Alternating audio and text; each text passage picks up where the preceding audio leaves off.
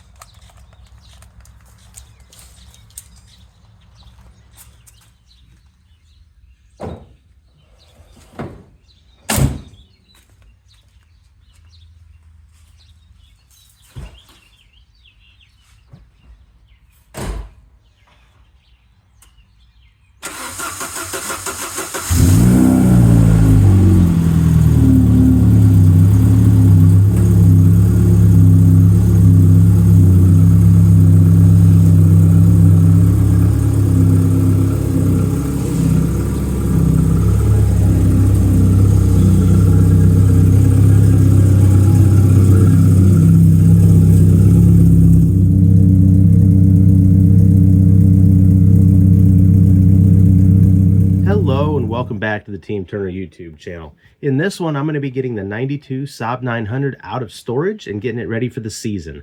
The car's been pretty reliable, pretty solid. There's a handful of repairs though that do need to be done before I can really drive it much. So that's going to include putting some wheels on it for summer, adjusting one of the e-brake mechanisms in the caliper, replacing a coolant hose that's leaking, and adjusting a door latch, along with a couple other little things. So first of all, you can see me getting the wheels off the shelf, getting them air back up to proper pressures for the summer. These are 16-inch Saab 9000 Turbo Aero wheels from a 91 or 92 model. They are my favorite Saab wheel, and they actually did not come standard on the C900 at all. But they are the 16-inch version with the lip as opposed to the factory 15-inch 3-spoke that would have come on these cars. Same design, just a lot more aggressive. And I do love them. So I'm replacing these old snow tires that are old enough they don't even have a date code. I don't really drive on them. They just they're used for storing the car. I don't care if they get flat spotted or whatever. They're ancient. And yeah, so the arrows go back on for the summer. As you can see, a little bit of an issue lining them up. No big deal. These do have bolts instead of lug nuts. I actually prefer, the more European cars I have, I prefer having a bolt instead of a nut. Just seems to work better. I've never had one strip out, never anything, and I'll gladly give up a little bit of a hassle aligning it in order to have a superior fastener, in my personal opinion. So as you can see, this is the e-brake on the caliper. The cable pulls this lever. That lever is supposed to engage the pads and stop the rotor from turning. Now on this caliper, that wasn't happening at all. The lever could go all the way back and it was not stopping the wheel. So I've adjusted it. I've tried adjusting the cable up in the car and actually found a different adjustment on this specific caliper for these cars that will work better than just trying to mess with the cables. So you're going to remove this bolt on the back of the caliper. Now it's actually just a plug, a little dust cover plug is all it is. And inside of this hole, there's a 4mm Allen screw. That is what adjusts the pads up tight when it comes to the e-brake in this assembly. So to get the cable out of the way, just unhook it from the lever there, stick 4mm Allen in the hole, and now I couldn't get it to come loose by hand. Sometimes they get a little stuck. You don't want to force it and strip it out, but I did end up using an extension just to get that loose. You know, maybe it's not the best way to do it, but working on cars is all about getting leverage where you can. So couldn't turn the Allen wrench the other way. There just wasn't enough room. So made it work. Just need to tighten that screw and periodically check as it's getting tightened. You should eventually run into some resistance where the rotor won't spin anymore because the brake is holding it. And as soon as you get to that point, you don't want to force it again. Just back it off maybe a half a turn or something like that once it gets to that point. You really don't want to, it's not supposed to be clamping it. It's just supposed to be getting those pads closer to the rotor. So as you can see here, I've went ahead and backed it off just a little bit. And I think that's going to work. Then once it's all set, you just want to go ahead and put the bolt, that little plug, back in the hole, snug it down.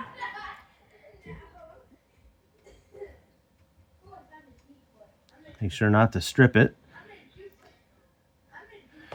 And then we're going to put the wheel back on and check. So the other side works fine. You pull the e-brake up in the car, it goes about, I don't know, 4 or 5 clicks, and it locks the wheel up pretty solid.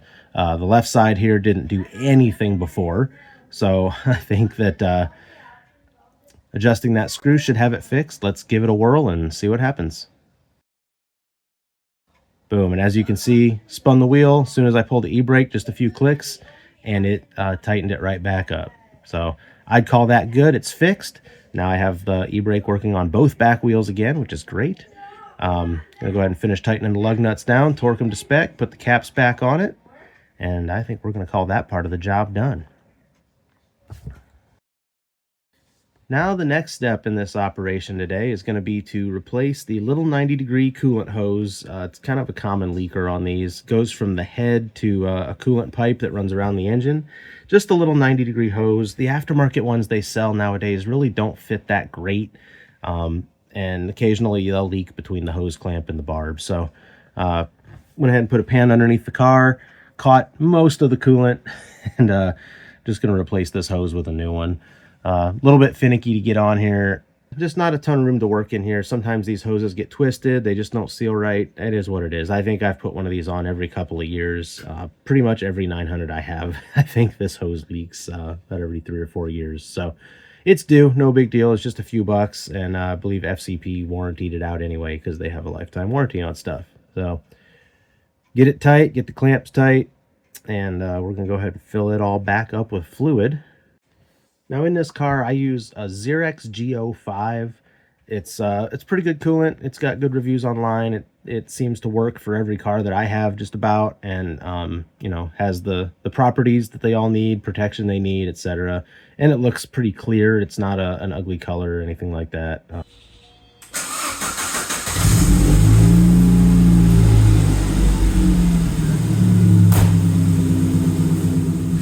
So now while the car is warming up, I'm going to let that coolant go through and burp, and I'm going to go ahead and start working on the door latch. Now, the driver's door, it did whistle a little bit on the highway. Certain conditions, you get a little bit of a wind noise. And I noticed that the trim line just didn't quite line up perfectly. The door would stick out just a little bit from the rest of the body. So just going to loosen these 4 screws here and gently tap this striker plate inward just a little bit. And what that's going to do, it's going to suck that back edge of the door where it latches in just a little bit. It's going to press a little bit harder on the seal. It's going to line up that body line, and I think that's going to fix the problem. Now, you don't want to hit it too hard. You want to be very delicate with this thing. Also, don't strip out the screws. It can go bad in a hurry, but you can see the mark on the door. It's just moved a little bit. You can see where it was mounted before, and voila. Now in the trunk, this is a fun one. I didn't even plan on doing this, but I just checked the spare, checked everything in the trunk, and I actually have never seen this before. The spare tire on this car, obviously it's from 1992, and you know, tires only last so long even if they haven't been used.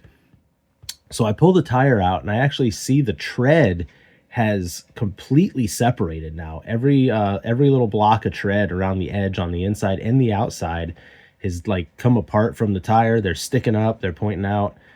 Definitely wouldn't want to have to rely on that, even if it's just for an emergency. So luckily, because I do what I do with spare cars, spare parts cars, I save everything I can. I have another tire that's in good shape. I think it's a few years newer, but it's good. It's not split, so I aired it up to where it needs to be, threw it in the trunk, and we're good to go for the long haul on this. I think I'll inspect it periodically, but considering you know, I did have a flat tire in this car a couple years ago, it's just something that I don't really want to go without. I know a lot of cars nowadays don't have spare tires. You know, if I had enough trunk space, I'd have a full-size spare, but that's just doesn't work in here. So at least I've got the donut. Everything's good to go. I think we're ready to rock and roll for the summertime.